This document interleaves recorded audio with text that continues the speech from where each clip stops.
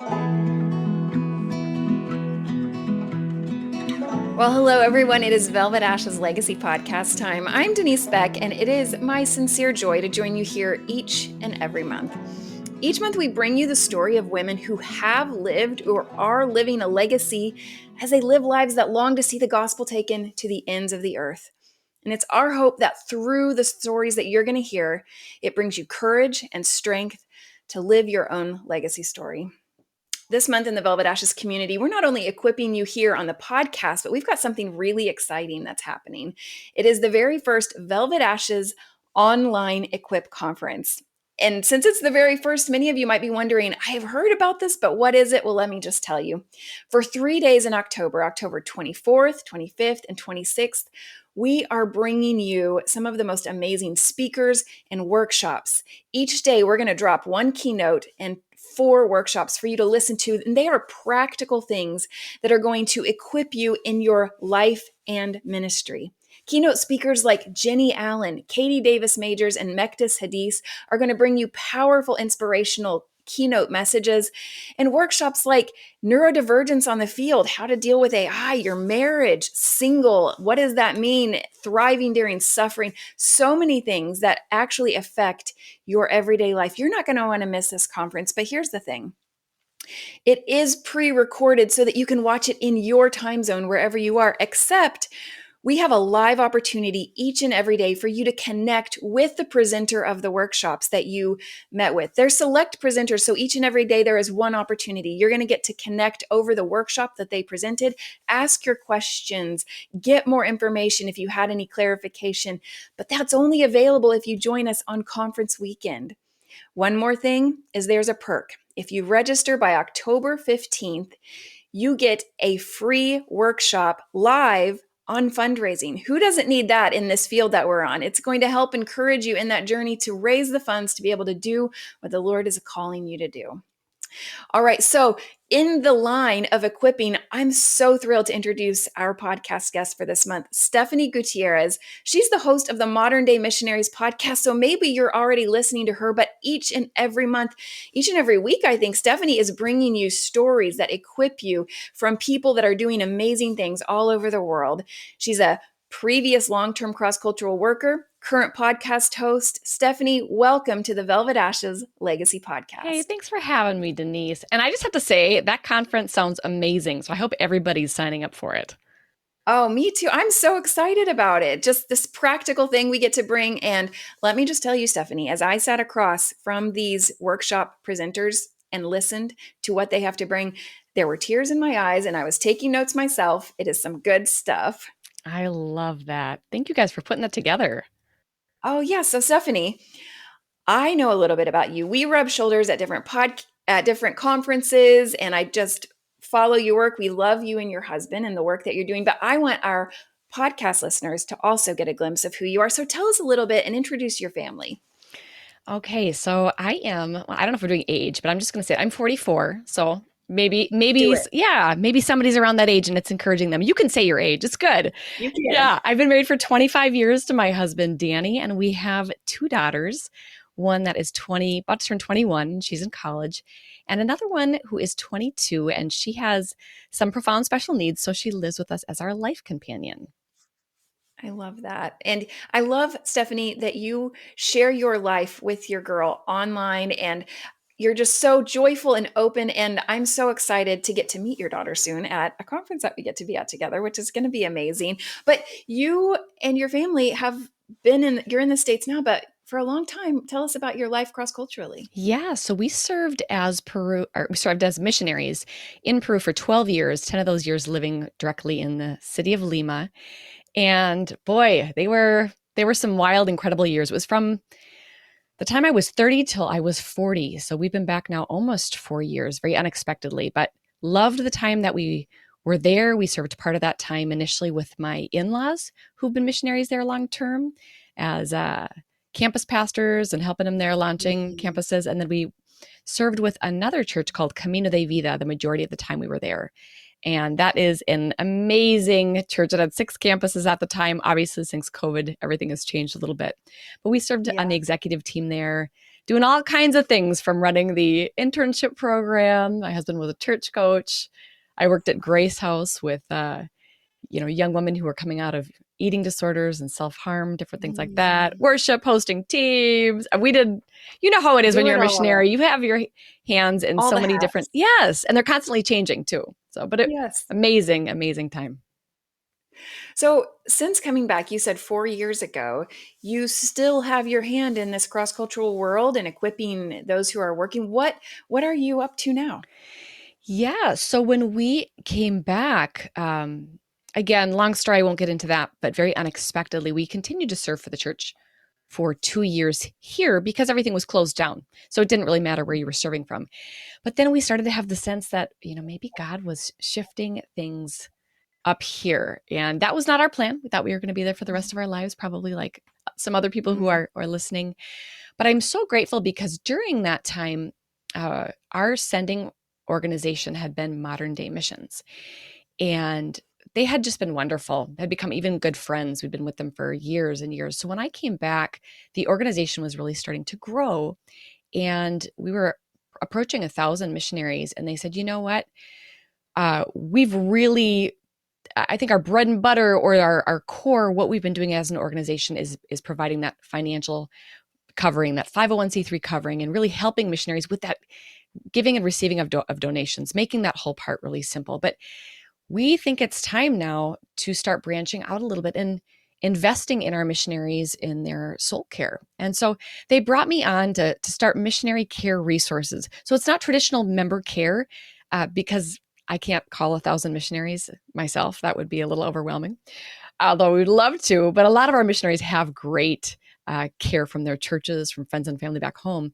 But my passion was connecting people with existing resources, like what you have at Velvet Ashes or Barnabas, things like that. Because the whole time I was serving on the field, I had no clue about Mhm. all of the people and organizations that existed to serve missionaries.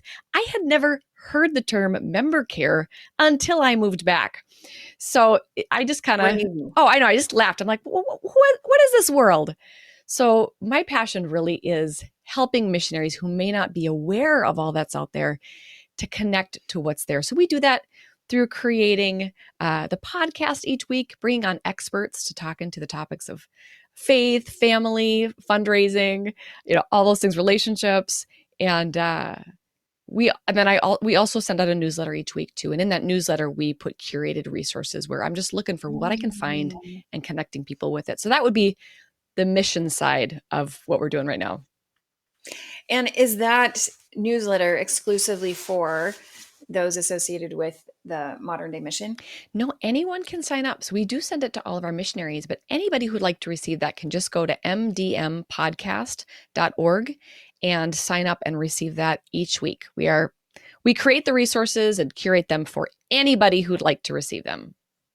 That is a huge gift, honestly. Well, and that's your story is a little bit similar to mine, is that when I was on the field, I didn't know Velvet Ashes existed. And it was, it was new when I was on the field, but it was in coming back that you're motivated by what you did not have and what you hope for other people to then live into that. So you are equipping and creating things for that you wished you had had, right? Absolutely. Um, yeah. So in that, you have gotten to sit. How long has your podcast been going, Stephanie?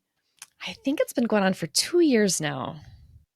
2 years. So it's still a baby, It but is. you have had so many amazing guests and resources that have opened my eyes to things that are out there as well. Tell me about some of your favorite guests that you've been able to talk to. Oh gosh, there was this one guest we had. She was amazing. She talked about women on the field. I Oh, mean, Denise Beck, like that was a home run right there. Gotta right. mention So that. besides the Velvet Ashes one, what was a great one? It really was. We had a lot of fun. There are, We did. oh gosh, there's so many good ones. Like I don't even know where I would begin. If you're interested in fundraising and finances, we've had Steve Shadrach, Rob Parker, were both excellent. I know it's kind of political season right now. We just had Russell Moore on, the editor in chief of Christianity Today. Such a grounding episode on just how to even engage with politics overseas because it's tricky. Yeah. Um, You know, yeah, go ahead. it is. It is really tricky, actually. And I wondered about what was one of your takeaways from that podcast? I would say first, what I loved about talking to Russell Moore, it was his steady, calm presence. I Mm, didn't feel like he was. So many people you talk to in politics, I think, are trying to stir you up about something or get you fired up or push you toward one side or another. And I felt him hold the tension of people who are in both mm, spaces really well. And I remember one of the questions I had asked him was about just how difficult it is for missionaries because we're living this other context and, you know, people are like, what's going on in America? It's crazy over there. And he said, you know what? It's really hard for us over here too. I did not thought about that. And he was really right. It's difficult to know how to gauge in politics no matter where you live. And it's crazy, mm, I think, no matter where you live. And so, even just that realization of this is a global issue, not just an American issue or for American missionaries. So, being able to hold the tension in space probably was something that was very comforting, I think, to me. mhm. I agree that holding the tension. I just remember so many of the things. First of all, I remember being, I don't know what it was like from in Peru, but I felt embarrassed that I was not as educated on other countries' elections as everyone else seemed to be about America, So right? true. So we would be there and they all knew what was going on. They knew who was running. They were invested in what it meant for their particular country. And I'm like, I have no idea who's running in your elections or when they are, and so that was convicting. And then there were some changing landscapes around, you are experiencing life in another culture without your peers and cohorts in the US. If you are based in the US, and then you come back and they have all been shaped and changed by what they've been experiencing. And sometimes you find, wow, we have really different views now because of our life experiences over the past 18 months, 2 years. And that ability to reconcile where you're at is a challenge. So that it seems like such a topic that's relevant to this particular season as people find they're engaging wherever they're at in those things. And I suppose most people, that would be a mail-in ballot type of situation, right? If you're Yeah. going to be Yeah, and I taking part remember in that. one election not voting because I was so just overwhelmed and confused by that whole process. And then the next time Mhm. figuring it out. And it was like, oh, do I have to even vote? That was another thing I had asked him about too. Like, what do you say to people who just feels deeply overwhelmed? Because I remember feeling that way. I don't know how to vote. I don't know what to do. And they just want to bury their head in the sand. And he was like, Yeah. it's okay to take a step back if you need to. And I was not expecting that answer. Wow. And I found that comforting as well. And he wasn't saying don't vote or engage in the political process, but he was like, hey, do what you need to do. And that might not be your top priority right now as you figure out your faith and your family and your own Mhm. mental health and soul care. And so I think he just challenged some ways of thinking. So yeah, that was a recent one that I really enjoyed. Another one that's great is Rob Hoskins, the president of One Hope. We had him on talking about raising Mhm. MKs a while back. We're actually going to re-release the episode because it Oh, was so good. But I could go on and on. Amy no, no. Young, we've had, Janine Well, Davis on we are conflict.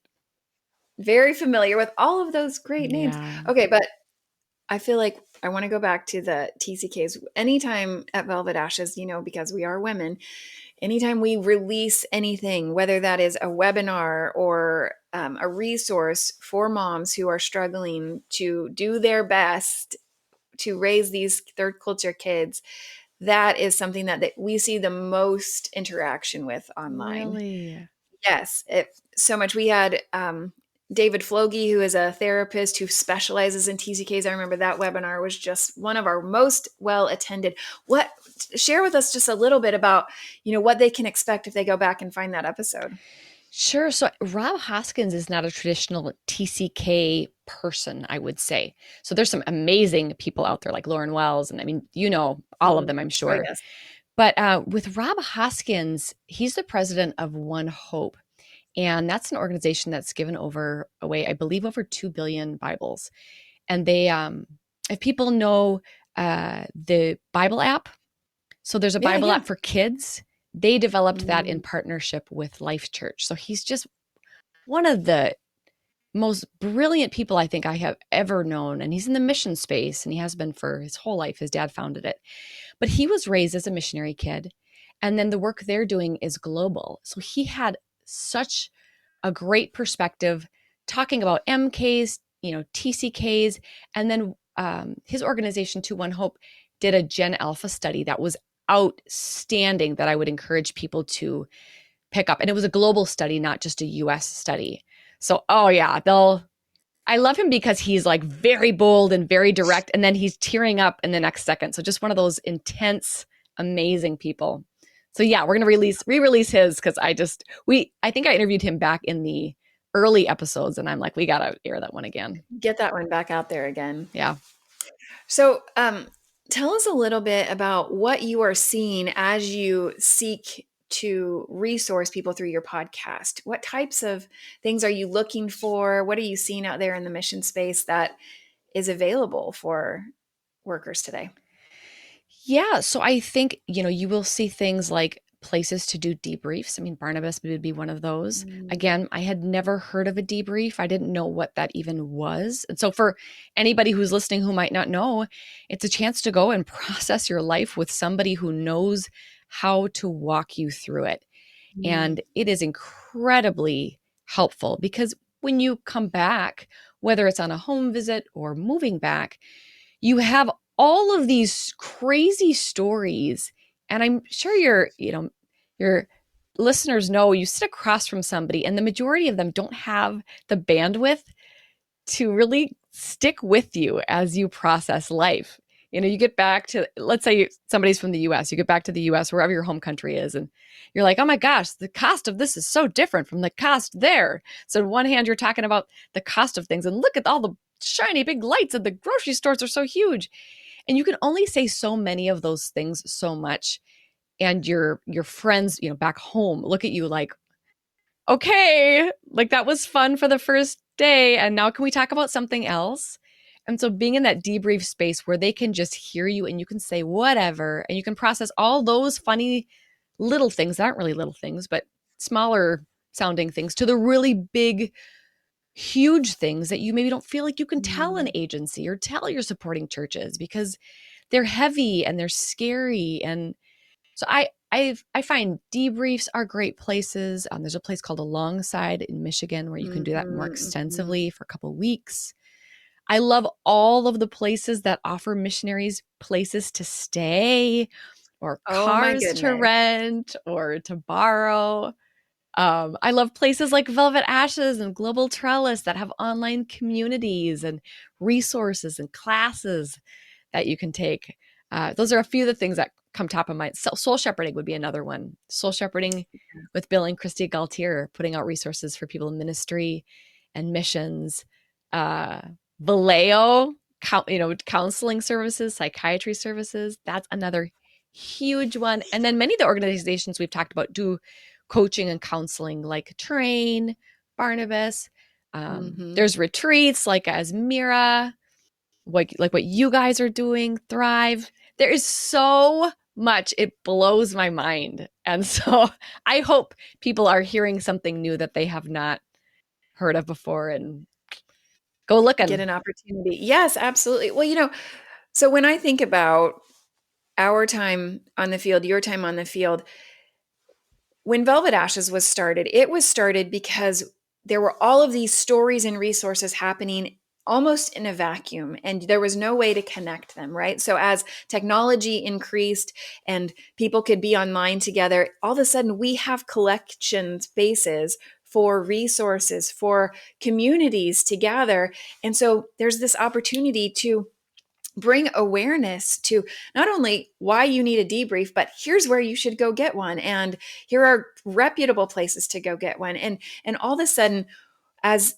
cross-cultural workers, were isolated and only really I think about some of the legacy stories we share here. Lottie Moon, Betty Green. Before the internet, you only were able to have whatever resource you could rub shoulders with, right?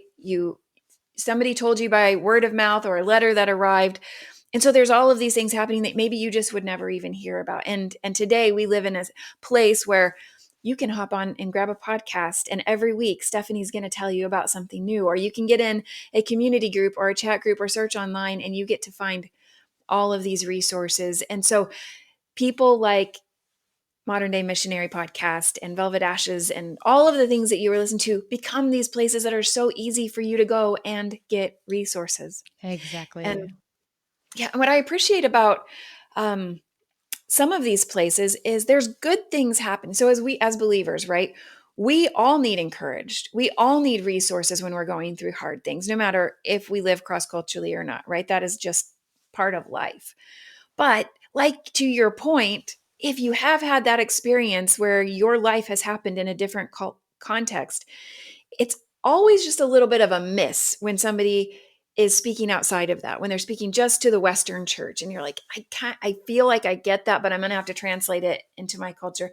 And these resources that we're talking about have turned 30 degrees, 45 degrees to be like, no, we're going to direct it to your cross-cultural heart, to your cross-cultural experience. And so that's what I appreciate about resources like Vallejo. There are counseling things that happen by godly people all over. But when it happens from somebody who has lived cross-culturally, and you don't have to translate your life for them. You're not going to freak them out when you say something about the diseases you have had, Yeah.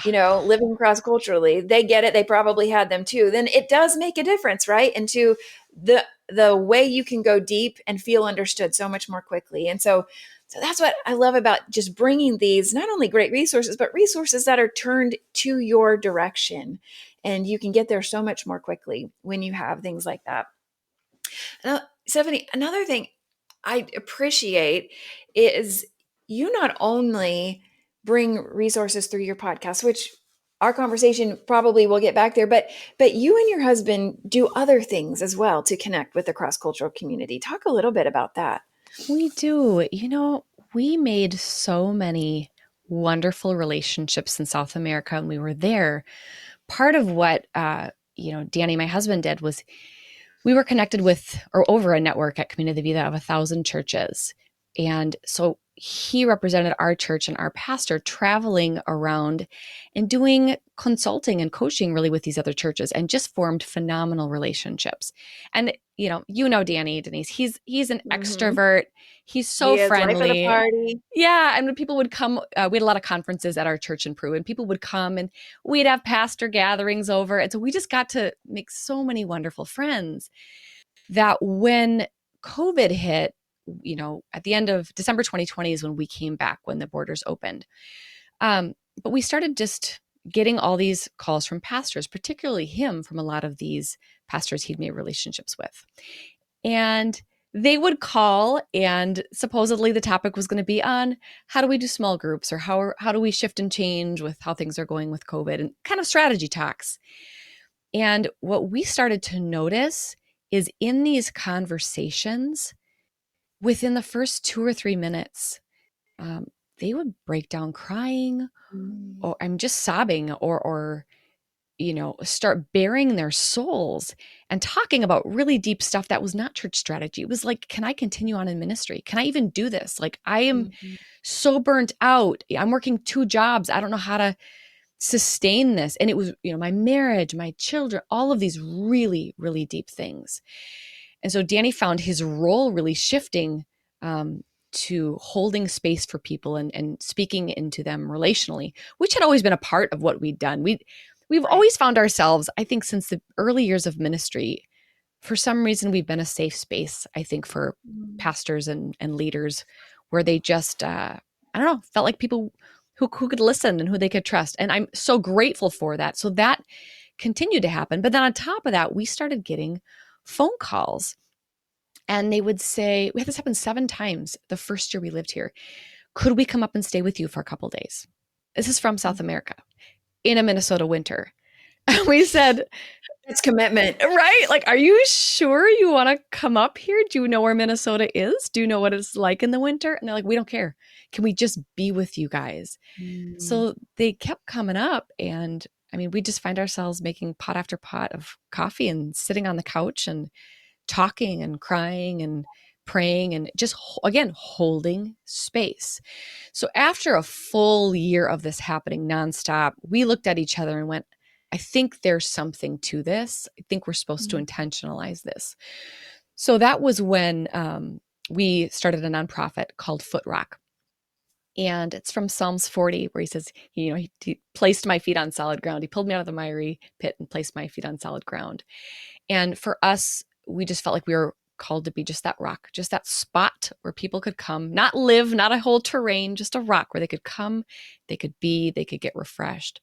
So we began doing retreats for a few for missionaries and then primarily for Spanish-speaking pastors. And we've done those, in Minnesota, we've done those in Florida, we've done them in Peru and Mexico, kind of all over the place, where we just bring them together. We either do an intensive or we'll bring them together as couples, as women, as men. We've done all kinds of iterations of that.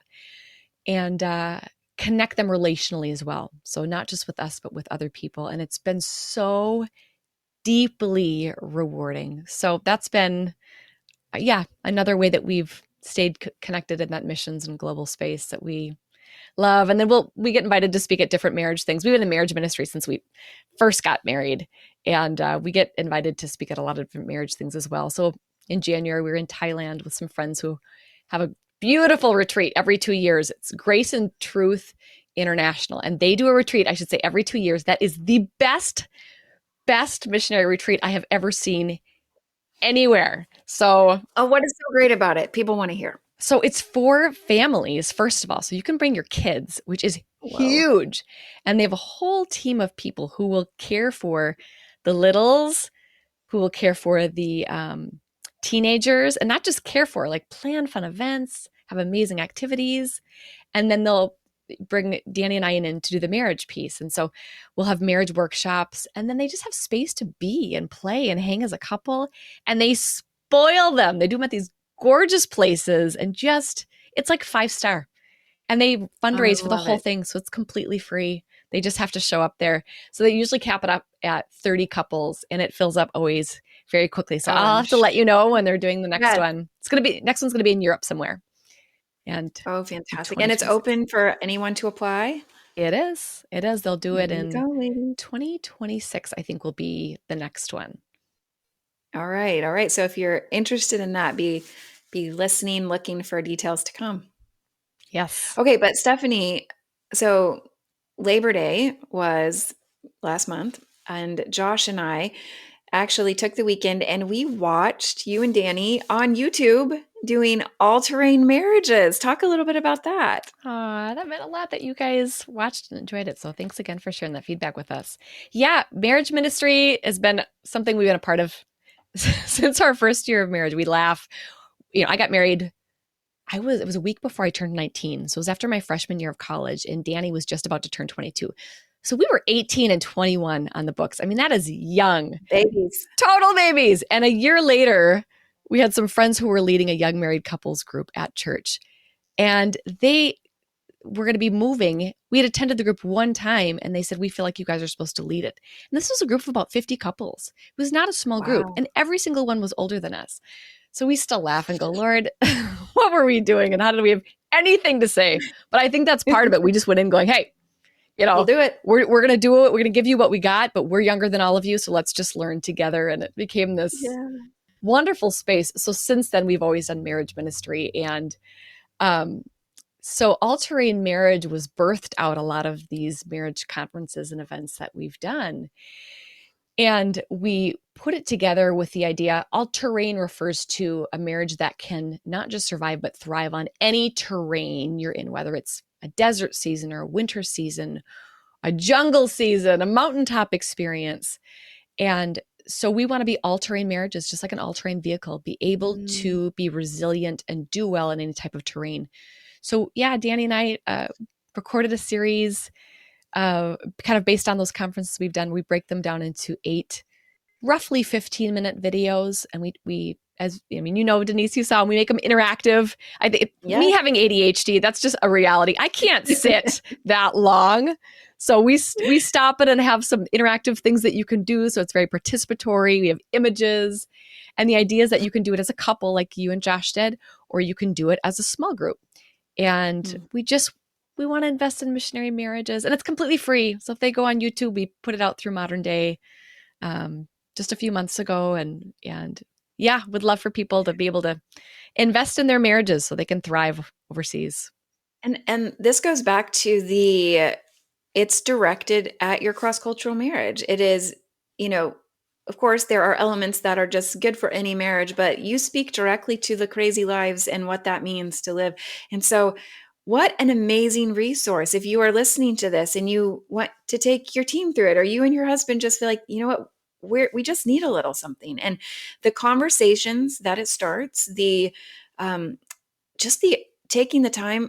I don't know about you, but when we were on the field, it was like everything that had to do with us felt easier to put in our back pocket. Put out the fires that are right in front of us. And when you set aside the time to say, we're going to push play every Thursday night on this, then you're creating the space and you are giving the questions to ask. So it's not driven by one spouse who's like, I really want to connect more. And the other one is like, okay, whatever. You and Danny come into their space and you give them the things to talk about. And so you are creating this moment. So I just would highly encourage anybody who wants to push play on these, spread it out over weeks or crunch it all into one weekend, whatever you've got there for you to do. But thank you so much for that gift to the community. I'm just curious, what was dating and being with Danny like when you were in Peru? Yeah. We were grateful.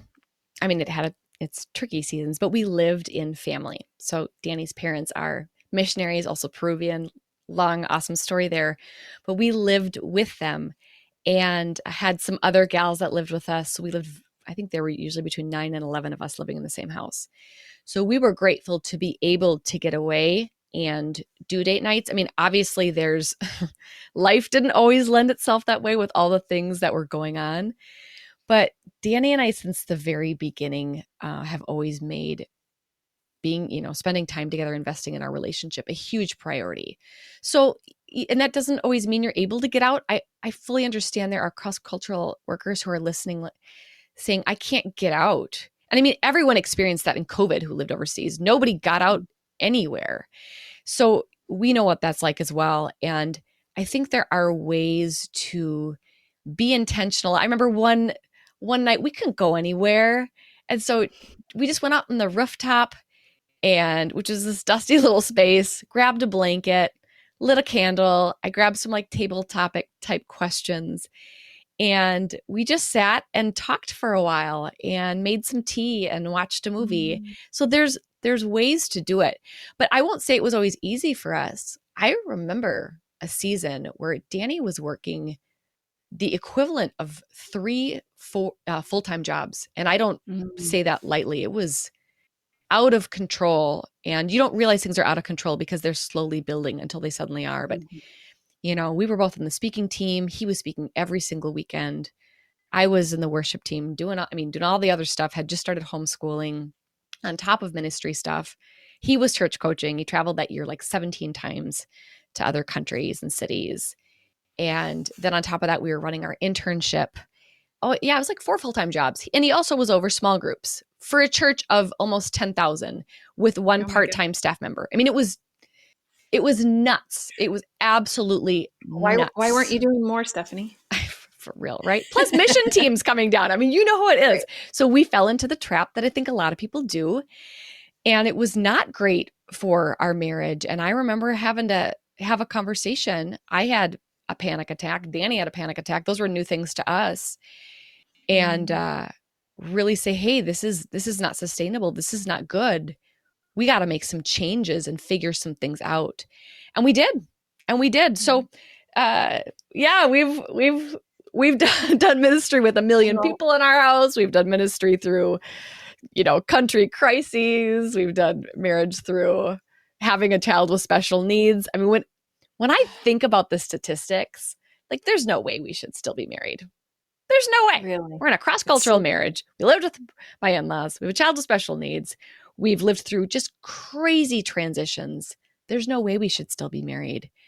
But you're not only married, you guys are adorable. Thanks. It's real. Like Yeah. if they watch the videos, I mean, they're videos, but like we actually like each other that much. It's not like it's a Yeah, for real thing. I like him so it is much. for real. I love hearing people's stories about how they date in their culture, especially if it's, really different from where they came. Hmm. We had this, I don't know, if you had a mentor couple who just was on the field for what felt like 100 years, and they lived in the bush in Africa. And her stories about how he would, like create a special night in their mud hut with petals of something, and like his act of kindness was doing a sweep through to make sure there were no black mambas before he invited her Oh my into gosh. the room. Like that was the special getting ready for date night scenario. And we had 4 kids in the equivalent of the bush in South Sudan. And that was really hard too, because it wasn't like you could call your parents, or there wasn't like the hang out at your friend's house and dad and I are going on a date night, but there was this team that lived one compound down from us. Those of you who live in those situations, you know what I mean. But there was a single teacher, and she was teaching at this leadership training school, and she once a week said, "Can I have your kids over, and I want to cook with them, and then I want to stream a funny movie with them." And that was like their favorite night. And Josh and I mean, there was not a restaurant necessarily for us to go to, but we did find that we stayed home, and there was this Indian family that lived down in, they would make us food, and he would drive it up on a motorcycle. And our date night was homemade Indian food delivered on a motorcycle while our kids were one compound over watching a funny movie. And it was just like, those are some of our favorite memories. It's like you get creative, you do with what the situation that you have, and you just make it special, right? Wherever you're Yes. at, creating that space and that time for I each love other that. We had a little coffee was shop just, we went to a lot, and we love games, like huge, huge game oh, people. Like Danny actually designed a couple board games when we were in Peru. And no, are for you real, kidding? like fun little known fact. And they're actually really cool. They went to production. Yeah, they Oh won my like God. an award in Peru. Crazy story. Yeah. Are you But kidding? so we love games. And so, but in Peru, board games are not as common of a thing, or card games. Like some are, like Uno, but not much. But we would take Skippo and we would go to this little coffee shop called San Antonio. And we were the weird couple in the place who would drink coffee and split a dessert and play Skippo. And we got the weirdest looks every time, and we just didn't care. It was just like our fun little thing that we did, especially those first few years. That was our escape. Like, we got to get out of the house. We got to get alone, go play cards and drink coffee. And that was our jam. Oh, okay. That story just reminds me of one coffee shop story. There was one coffee shop that was called the Coffee Hut in northern Uganda, and they were the only place that did an iced mocha. And we were so committed to that sometimes when you'd go there, they're just like, "Sorry, we like totally out. We don't have milk, or we don't have the chocolate syrup or whatever." And we would like go with all of the ingredients and be like, "That is not an excuse. That's an Here you amazing go. story. Please, please make this our iced mocha. We have been looking forward to this for 12 and a half hours." I So get that because we have a gluten yeah, allergy. Yeah, we found out halfway through our time there. That's always lovely to be the missionary with a food allergy. And so we would bring down our own soy sauce. And when we wanted to eat like right. chifa, which is, food you eat in Peru, which is like Asian food, we would sometimes bring our own soy sauce because we just wanted to eat out that You badly. So want it. I get that. I totally get that, Denise. That would be really funny to talk about. Okay, what's the thing you brought in your purse whenever you went, or your bag whenever Yeah. you went places, right? But okay, so your time, you were there 10 years, thought you were going to be there forever. And obviously, you are now in a different type of ministry, two cross-cultural workers. But that time when you left was a little bit, that wasn't your plan. And I feel like there are so many people where that's my story. It wasn't our plan. We'd never intended to leave. And there's so many people that sit in that space. And I didn't know if there was any encouragement, like what fears were you facing in that time during your relocation, during the time when it was becoming evident that, man, this transition is impending and it maybe isn't what we thought or want. Like what encouragement would you give to people who are listening right now, who are in kind of a season of unknown Yeah. transition.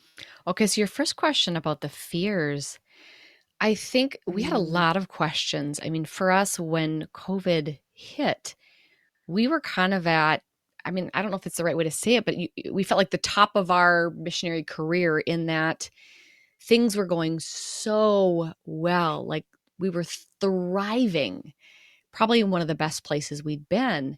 And so when all that shut down and we came back, you kind of feel like your sense of, it messes with your sense of purpose. Like I know what I was mhm, doing there.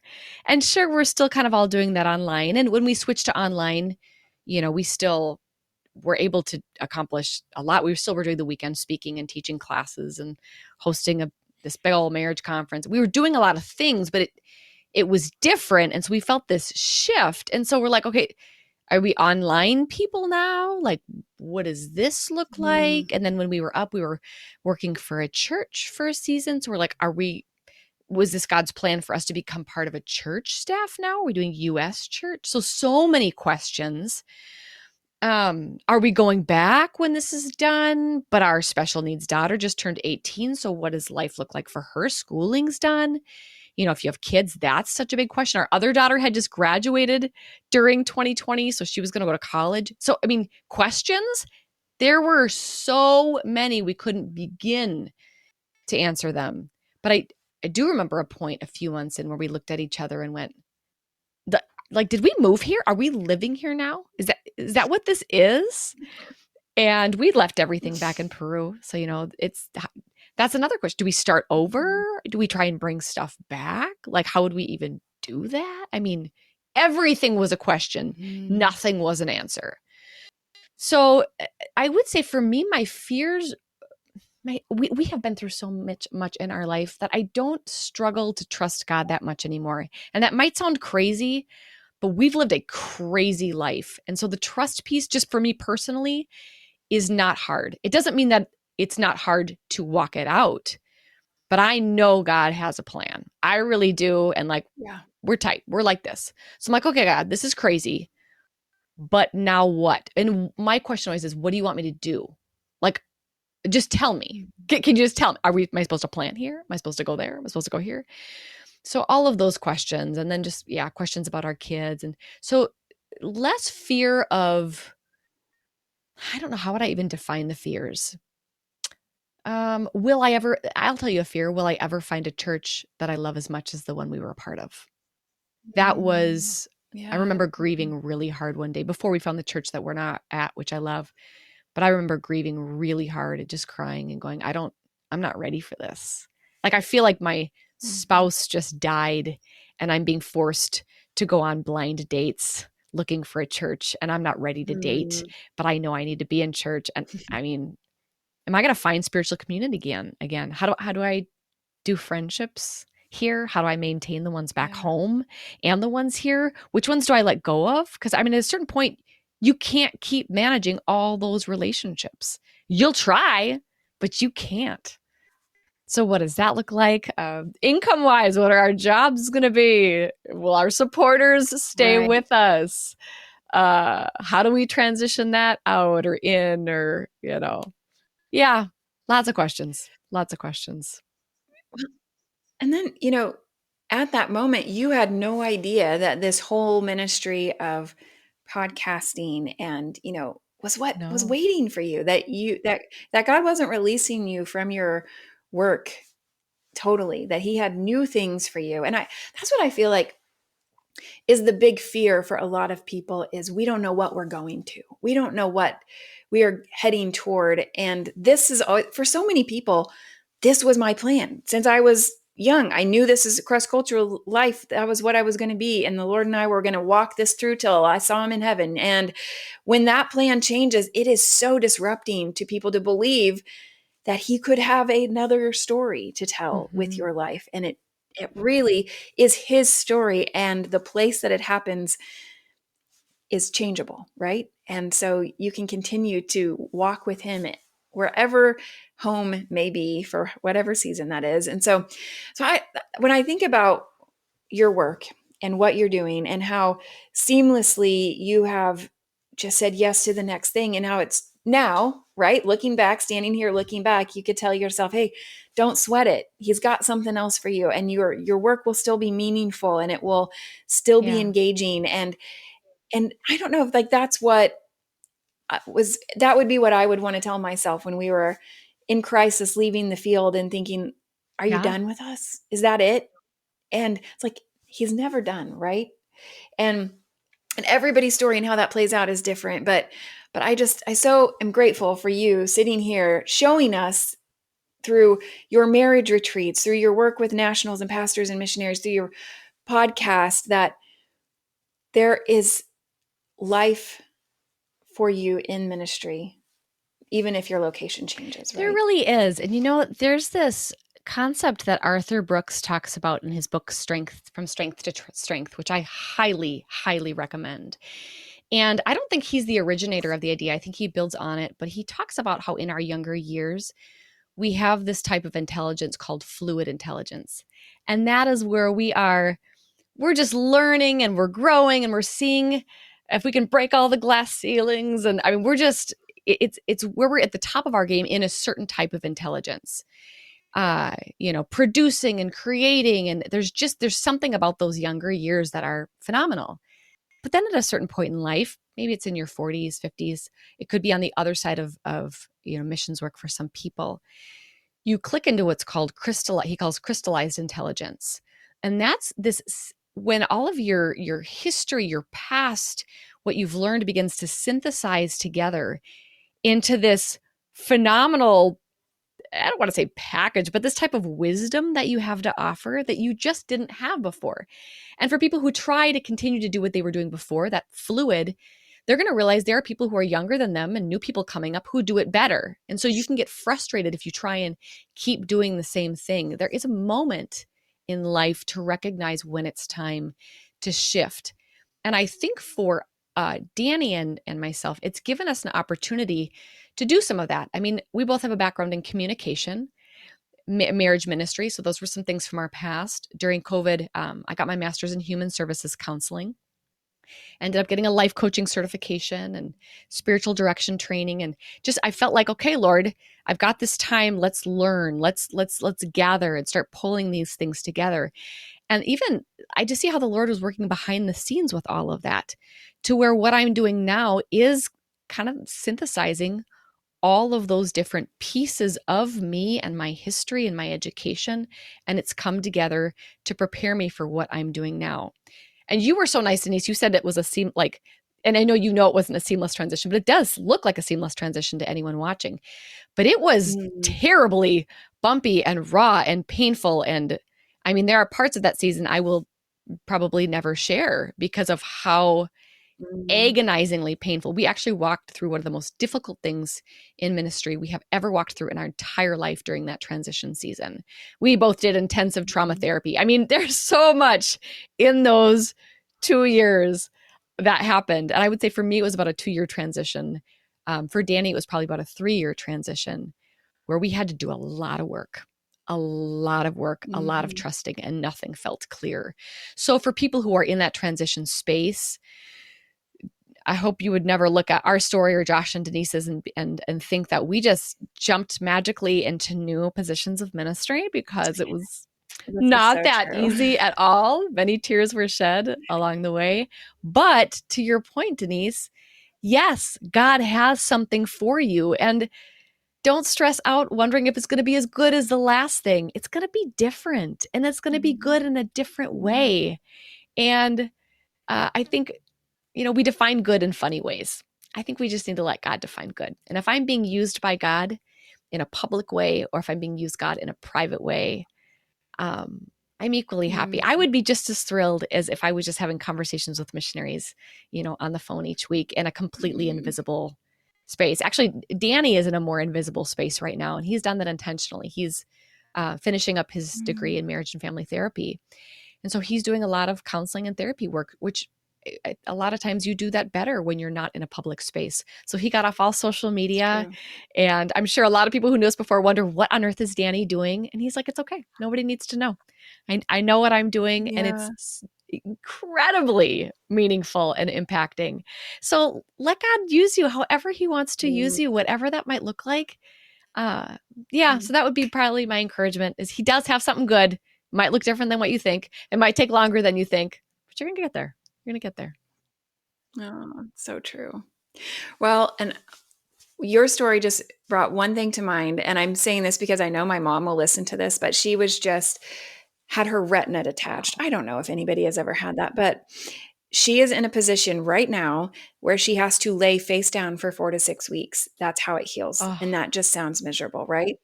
And so I was texting with her and I was like, Mom, I was like, it reminds me of, and I think it was Amy Carmichael's story where like she couldn't walk. She became immobile at the end of her life. And it was a life of prayer is how she finished out. And I'm like, there are these seasons. I was like, Mom, think about all the time you get to spend praying in the next 4 to 6 weeks because you just don't have that. And it's like, there are seasons when the Lord takes you into deeper times when he literally lays you face down and says, I've got something for this season and it's not going to be fun, but I'm there with you and we're walking into that together. And maybe that's what women are feeling like. It is their face down season. And the Lord is just like, be here with me and pray. yes. And that is part of it as well. And it's all, he's there with us He in is. all of There's it, a isn't wonderful he? book called Anonymous for anybody who finds themselves in that season by Alicia Britt Cole. And I read it in a really quiet, hard Mm. season, and it was transformational. It's one of the few books that I've read probably 2 or 3 times, and we'll pick it up anytime I find myself in that season. So it's God's doing something super profound in that season. And so don't fast forward that. Don't try and our pastor would always say, don't jump over stages. I'm thinking in Spanish right now. Don't jump over stages. Live the stage God has you in because there's something for you in that place. That's so good. Well, I'm so glad you have been sitting in this space with us today. And for all of the wisdom that you're bringing to us, I hope that people that are listening will actually jump in to listen to your podcast. You got anything coming up that you want people to know Oh about? gosh. I mean, there's new episodes all the time. And Denise, this has been so fun because, usually I'm on the other side asking the questions, which is honestly, that's probably the place where I've gotten more comfortable now. So thanks for letting me sit in the other chair and experience it. I'm Yeah. so glad. No, this is so good. Hopefully, people are getting to learn a little bit about the voice behind what's bringing them resources every week on the Modern Day Missionaries podcast. And, you mentioned Barnabas, but I just want to say thank you to Barnabas because they're who underwrites this whole Yeah. podcast. They make it possible. They resource global workers by caring for them, but also through helping this podcast to exist. Barnabas International shepherds global workers and trains global shepherds. And we are so grateful for them. Grateful for you, Stephanie. So thankful to all of you joining us for this month's Velvet Ashes Legacy podcast. And we will be here with you next month. We'll see you then. What a pleasure to be home in you, God.